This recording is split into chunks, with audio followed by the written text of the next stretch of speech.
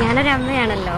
അപ്പം എൻ്റെ കുഞ്ഞ് വിശന്ന് ഒരു 5 മിനിറ്റ് 10 മിനിറ്റ് കരഞ്ഞാൽ നമുക്ക് അത് എന്തുമാത്രം ഒരു ഇതാവും. അപ്പോൾ വിശന്ന് കരയുന്ന കുഞ്ഞുങ്ങളെ കാണുമ്പോൾ അമ്മമാർക്കുണ്ടാകുന്ന ഒരു ഇതുണ്ടല്ലോ. അപ്പോൾ ഞാനതേ വിചാരിച്ചുള്ളൂ.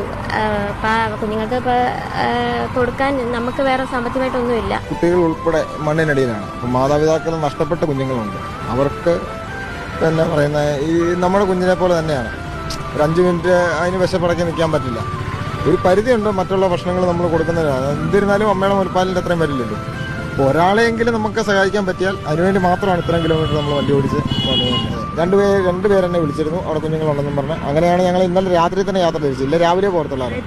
ഞങ്ങൾ 12 മണിയാകും പോകുന്നത്. വീട്ടിലൊക്കെ എല്ലാവരും തന്നെ നല്ല പോസിറ്റീവായിട്ടാണ് എല്ലാവരും പറഞ്ഞത്. കുഴപ്പമൊന്നുമില്ല.